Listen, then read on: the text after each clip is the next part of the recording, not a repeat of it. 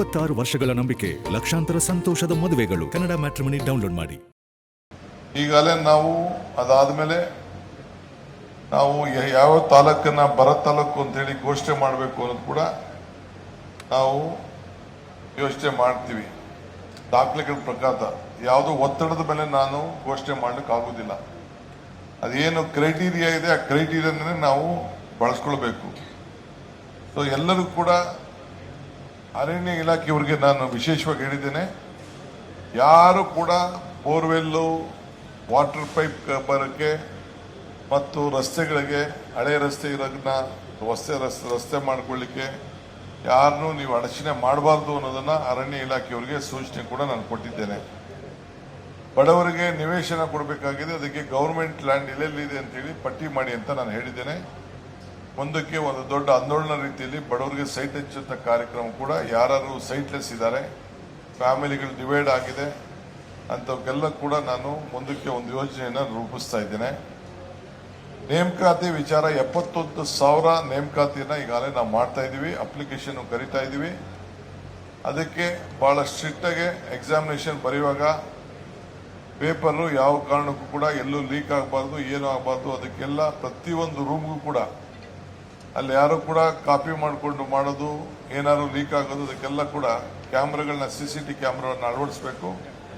ಜಿಲ್ಲಾ ಅಧಿಕಾರಿಗಳೆಲ್ಲ complete monitor ಮಾಡಿಕೊಂಡು ರಾಜ್ಯದ ಎಲ್ಲ ಅಧಿಕಾರಿಗಳನ್ನ, ಆ ಜಿಲ್ಲೆಯಲ್ಲಿ ಯಾರ್ಯಾರು ಅಧಿಕಾರಿಗಳಿದ್ದಾರೆ, ಶಿಕ್ಷಣ ಇಲಾಖೆ ಇರ್ಬೋದು, ಯಾವುದೇ ಇಲಾಖೆ ಇರ್ಬೋದು, ಎಲ್ಲರೂ ಕೂಡ ಅವನ್ನ ಉಪಯೋಗಿಸ್ಕೊಳ್ಬೇಕು ಅಂತ ನಾನು ಈಗ ಅವರಿಗೆ ತಿಳಿಸಿದ್ದೇನೆ. ಸುಮಾರು ಏನು ಒಂದು ಪ್ರಜಾಸೇವೆ ಇಲಾಖೆ ಅಂತ ಹೊಸ ಇಲಾಖೆ ಪ್ರಾರಂಭ ಮಾಡಿದ್ದೇವೆ.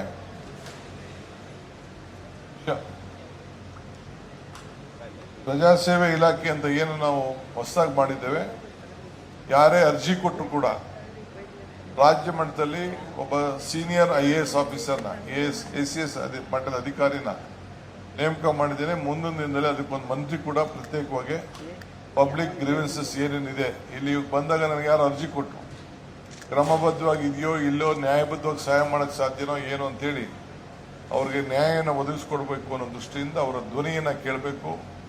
ಎಷ್ಟು ಸಮಸ್ಯೆನ ಬಗೆಹರಿಸಲಿಕ್ಕೆ ಸಾಧ್ಯನೋ, ನನಗೂ ಗೊತ್ತಿದೆ ಕಾನೂನಲ್ಲಿ ಅವಕಾಶ ಎಷ್ಟೆಲ್ಲ ಸಾಧ್ಯ ಇದೆ, ಅದನ್ನು ಸಹಾಯ ಮಾಡಬೇಕು ಅನ್ನೋ ದೃಷ್ಟಿಯಿಂದ ಈ ಪ್ರಜಾಸೇವೆ ಇಲಾಖೆಯಿಂದ ಅವರಿಗೆ ಸಹಾಯ ಮಾಡಬೇಕು ಅಂತೇಳಿ ತೀರ್ಮಾನ ಮಾಡಿದ್ವಿ. ಮುಂದಕ್ಕೆ ಯಾರು ಡಿಸ್ಟ್ರಿಕ್ಟ್ ಮಿನಿಸ್ಟರ್ಗಳು ಆಗ್ತಾರೆ ಅವರೆಲ್ಲ ಕಂಪಲ್ಸರಿ ಎಲ್ಲ ತಾಲೂಕುಗಳಿಗೂ ಕೂಡ ಭೇಟಿ ಮಾಡಬೇಕು.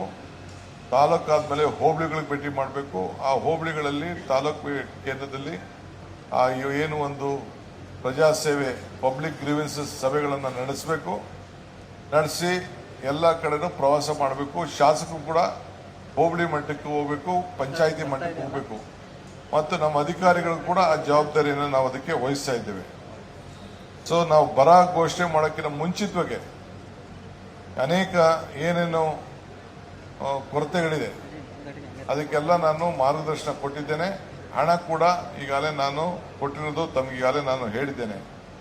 ಸೊ ಅದರಿಂದ ಇವತ್ತು ಬೆಸ್ಕಾಂ MDಗಳು ಕೂಡ ಬೋರ್ವೆಲ್ಗೆ ಕೂಡಲೇ ನಿಮ್ಗೆ ಏನು ಬೇಕು ಹಣನ ಈ 1 ಕೋಟಿ ರೂಪಾಯಿಲೇ ಕೆಲವು ಪವರ್ ಕನೆಕ್ಷನ್ ಕೊಡ್ಬೇಕಾದ್ರೆ ಇದನ್ನು ನಾವು ಕೊಡಲಿಕ್ಕೆ ನಾವು ಬದ್ಧವಾಗಿದ್ದೇವೆ. ನೀವು ಲೆಕ್ಕಾಚಾರ ಹಾಕಿ ಇದನ್ನ ಮಾಡಬೇಕಾದ್ರೆ ಒಂದು ಎಸ್ಟಿಮೇಷನ್ ಮಾಡಬೇಕಾದ್ರೆ ಆ ಬೋರ್ವೆಲ್ಗೆ ಪವರ್ದು ಕೂಡ ಲೆಕ್ಕ ಹಾಕಿ ನೀವು ಮಾಡಬೇಕು ಅಂತ ನಾನು ಹೇಳಿದ್ದೇನೆ ಕುಡಿಯೋಕ್ಕೆ.